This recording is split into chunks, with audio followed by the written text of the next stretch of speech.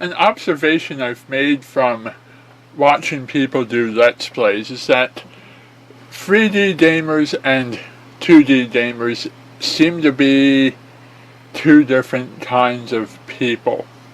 You see, back in the day when games were only 2D, most of them side-scrollers, but we didn't have the advantage of the 3D environment, we grew up with a certain mindset. We got used to our 2D rules of how games work.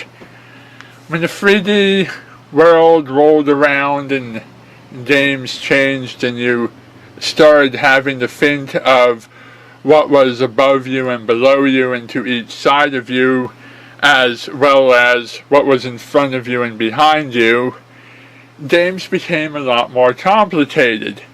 In addition to the whole depth perception issue, games also had more players that could play at the same time, and more moves that each of the characters could perform. For example, back in the early days, Mario could only jump. Then when Mario Bros. 2 came out, he could pick things up. And he could pick things up in a slightly different way for Mario Bros. 3 and Mario World. And Mario 3 also introduced his ability to fly. Mario World tweaked the flying ability a little bit. He didn't really impress me too much in Super Mario World, to be honest. Although he did have a bunch of new rules and new moves and so on and so forth. By the time Mario came back to side-scrollers, the list of new moves that he had was very noticeable. He had the ground pound and the wall jump and some of these other things that he could do, which he couldn't do in his old 2D scrolling games. And having things like the ground pound and the long jump and the wall jump and so forth added an extra bit of challenge to the character, an extra unexpected advantage that 2D gamers growing up on the old games just weren't expecting. And for those of us who grew up on older games, sometimes things like depth perception and having a new list of moves available to us is something that takes some time to learn and adapt to.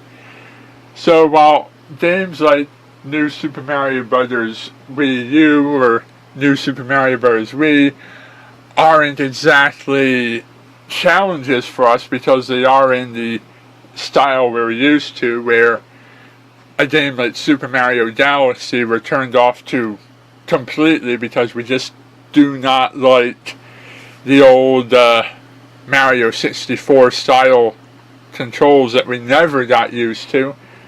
We do actually find the hybrid of 3D and 2D that you get from the Super Mario 3D world, for example, very interesting. It takes the best of both worlds and blends them together, but it takes some getting used to. Now, to watch someone who grew up on this 3D stuff and see them play one of the original Mario games, things tend to go a little bit backwards. Such as if someone plays Super Mario Bros. 1, they try to do things like pick up the turtle shell or move in the reverse direction, only to find that they can't. Someone who plays something like Super Mario Bros. 3 or Super Mario Bros. Or Super Mario World, they end up running around trying to figure out how to fly, and they can't seem to manage it. It seems that people in the newer generations have absolutely no idea whatsoever how to control the basic moves of the character. Now, when I grew up, you used to have a little booklet, which you could physically take out of the box, flip through the pages, and read it, and you'd have all the controls down by the time you started the game. Kids who play Super Mario World nowadays, they'd have to get all the way up to the Lost Woods and give up because they can't figure out how to pick up the key and put it in the keyhole to get to the secret world. They can't figure out, after all that time, how to fly. Whereas when I was a kid, I picked up flying right away. In the meantime, on the 3D ones, I'm struggling to figure out how to ground pound or do a wall jump. Speaking of which, kids who play the Super Mario 3 and Super Mario World, they try to do ground pounds and wall jumps only to find out that they can't, and they end up dying doing something that no sane gamer back in the day would have tried, because they expect to bounce off the wall and save themselves, and suddenly they can't. It's little things like this that mess up the gamers when they try to switch their generations. And my theory is that gamers today are kind of spoiled. A lot of games have what I call the Navi effect. That means that in Ocarina of Time, Link has Navi, and she's always reminding him how to open the door, how to use his items, how to find enemies, how to attack. You know, like he can't take a step without her saying, hey, listen, do this, do that, press A. You know, and when you have an AI character constantly reminding you what buttons on your controllers perform what actions, and how to do them, when to do them, where to do them, why to do them, you don't have to think, you don't have to memorize. You just have to listen to that annoying little AI character pointing out stuff that should be obvious. When you play an old school game, you just get dumped into the game and you have no instructions whatsoever, and you have to figure out what that stuff does as you go along.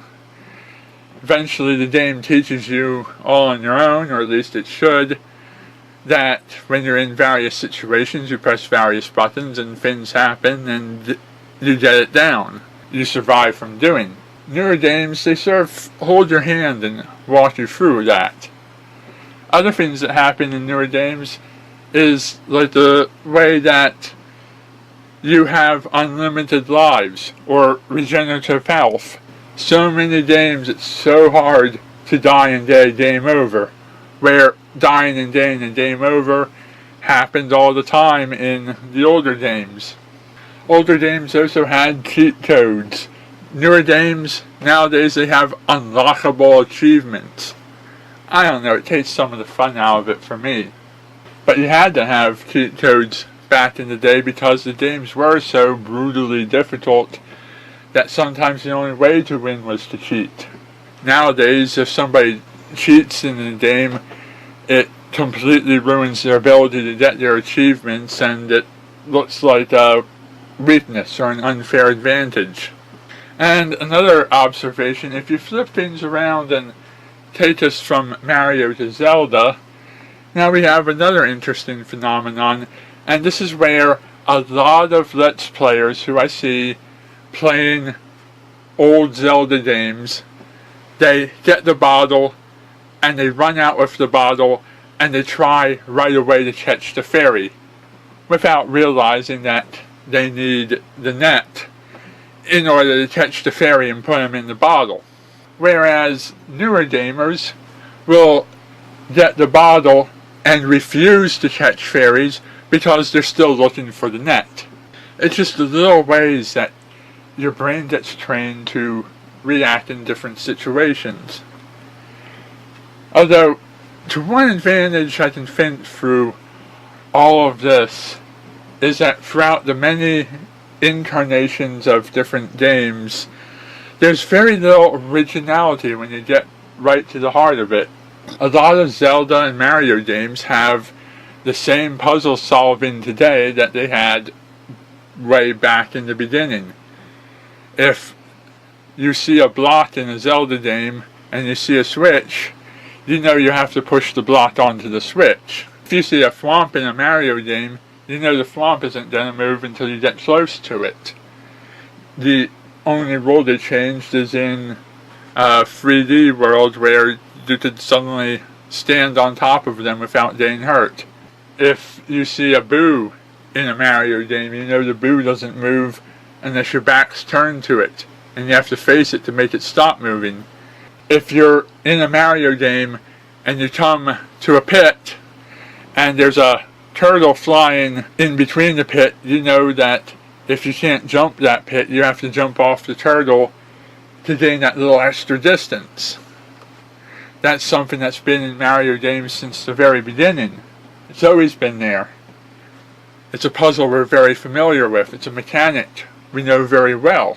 If they ever removed that mechanic in favor of being original, we'd be a little thrown off by it. Anyhow, I don't know if any of what I just said has a point, but it has been my observation, and if you wish to discuss it further, go ahead and post in the comments. Thank you for watching.